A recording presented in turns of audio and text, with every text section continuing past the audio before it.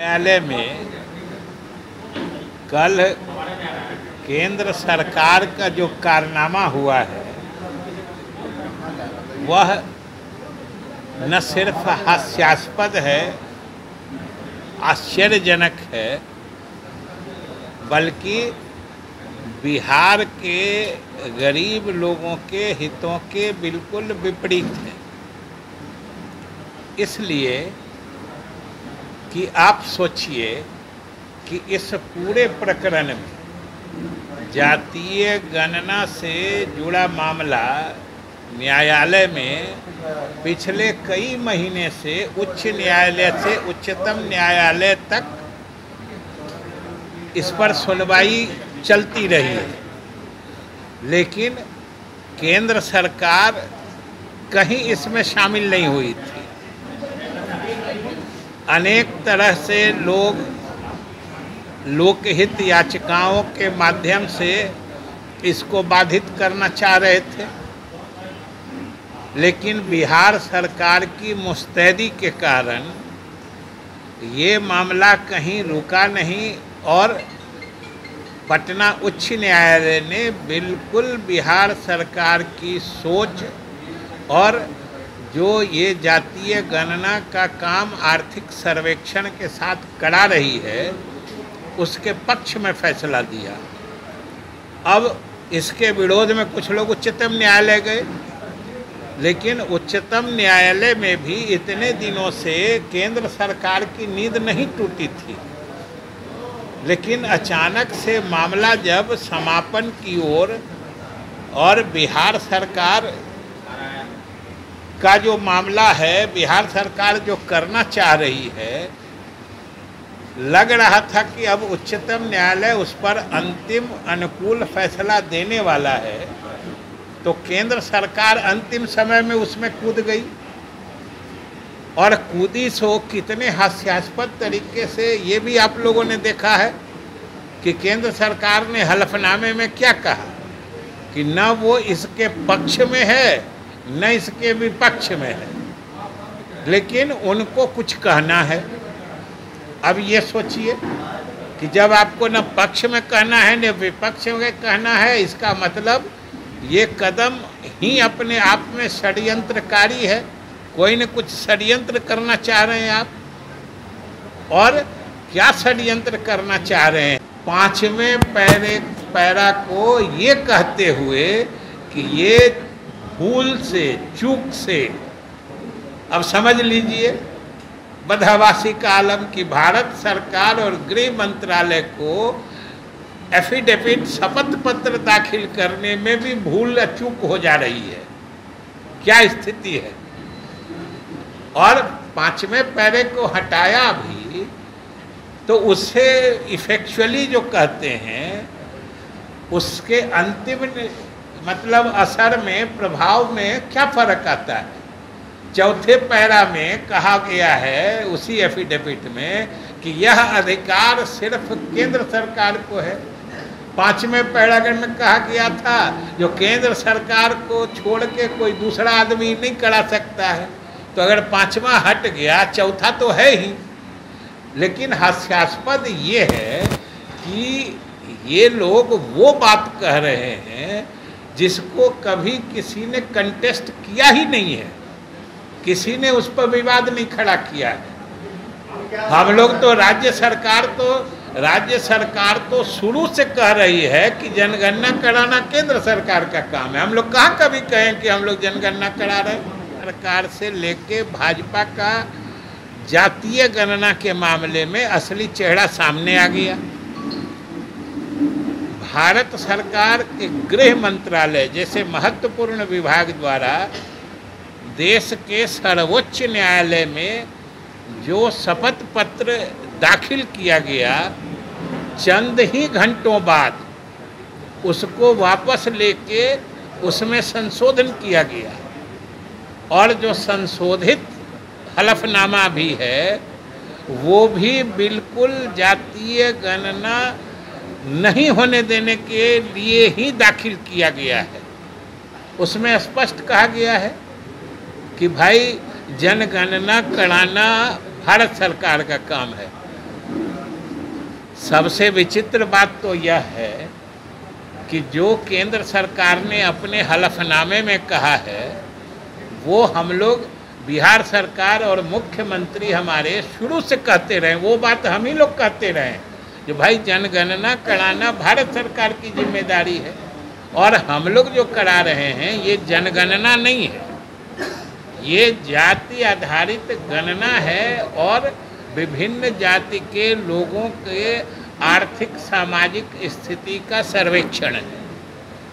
और उच्च न्यायालय ने भी उसका फैसला कर दिया है कि ये सेंसस यानी जनगणना से अलग एक्सरसाइज है।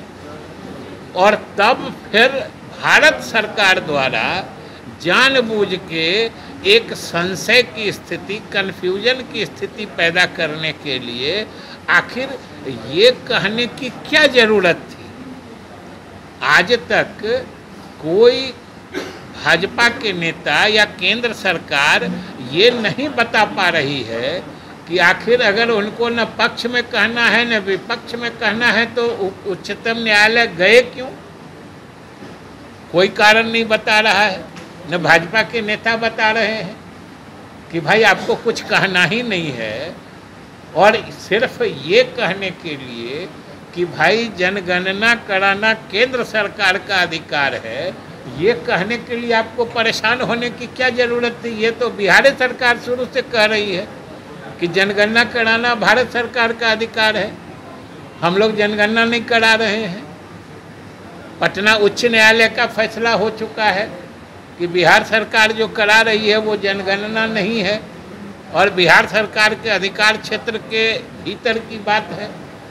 तब फिर जानबूझ के, और सबसे बड़ी बात है कि भाई जातीय गणना के कार्य को सफल होते देख बेचैनी और बदहवासी, जिसको कहते हैं बदहवासी का आलम ये है कि समझिए भारत सरकार का सॉलिसिटर जनरल गृह मंत्रालय जो शपथ पत्र दाखिल करता है सुप्रीम कोर्ट में, उसको कुछ ही घंटे में बदल देता है। मतलब होश में नहीं है कि क्या हमको डालना है क्या नहीं डालना। और संशोधन क्या किया है वो भी बिल्कुल मजाकिया है। एक ही चीज़ को वो दो तरीके से कह रहे थे कि उनका कहना था कि जनगणना कराना केंद्र सरकार का अधिकार है, और जिस 5वें पैरा की बात कर रहे हैं जो खुद गलती भी माना है गृह मंत्रालय ने, जो ये गलती से 5वां पैरा चला गया है, उसमें उसी बात को कहा गया था कि भारत सरकार छोड़ के कोई दूसरी सरकार या कोई दूसरे बॉडी ये काम नहीं करा सकता है। तो आपने उसको हटा दिया, लेकिन ये काम भारत सरकार ही जनगणना करा सकती है। अब आप ही सोचिए कि इसको कौन प्रोटेस्ट कर रहा था, इस पर तो कहीं विवाद था नहीं। तो ये कहने के लिए जाना, ये जरूर कहीं न कहीं किसी न किसी साजिश और षड्यंत्र का ही हिस्सा दिखता है, नहीं तो क्या हड़बड़ी थी कहने की।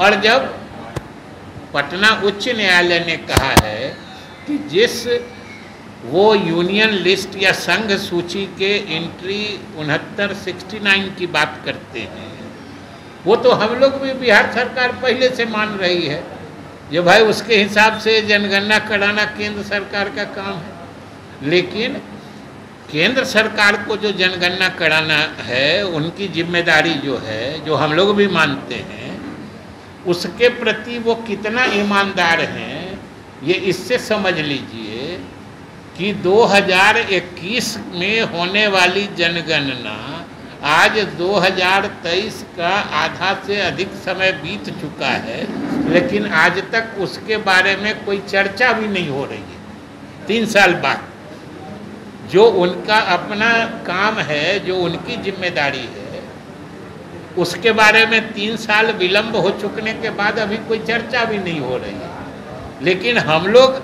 जो एक करा रहे हैं बिहार के हर जात हर तबके के गरीब लोगों के हित में, उसको बाधित करने के लिए ये जरूर तरह तरह का प्रपंच रच के पहले तो अपने लोगों के माध्यम से, लोक हित याचिकाओं के माध्यम से रोकना चाहा, वो नहीं रुका। फैसला बिहार सरकार के पक्ष में हुआ और सही यही है कि जाति आधारित गणना हो रही है, आंकड़े आएंगे, उसके आधार पर बिहार के लिए, गरीबों के लिए काम करने में मदद मिलेगी। सही ये तो नहीं है, सही अभी जनगणना में, और जिन किसी को भी इसके बारे में किसी तरह की बात हो तो जनगणना कराने का उद्देश्य जो सरकार का फैसला है उसी में निहित है। वो ये है कि सबसे पहले सही आंकड़े आने चाहिए। आज तक जो है कि सही आंकड़े आज तक नहीं आए हैं। आप ही को पूछा जाए कि अलग अलग जातियों का प्रतिशत बताइए, आप जो मालूम होगा उनको जोड़िएगा तो एक ही 100 की आबादी में 500% हो जाएगा। इसलिए, और उससे भी बड़ी बात है कि ये सिर्फ संख्या नहीं मालूम हो रही है, इससे हर जाति के लोगों का सामाजिक आर्थिक सर्वेक्षण भी हो रहा है। मतलब हर जात में जो गरीब लोग हैं उनकी पहचान भी हो रही है, उनकी भी संख्या निर्धारित हो रही है। और ये जान लीजिए कि ये सिर्फ एक सरकार की बात नहीं है, ये बहुत ही दूरगामी प्रभाव वाला ऐतिहासिक कार्य हो रहा है। ये एक बार अगर प्रामाणिक आंकड़े आ जाते हैं तो भविष्य की सरकारों के लिए भी इनके आधार पर योजनाओं को क्रियान्वित करने में, योजना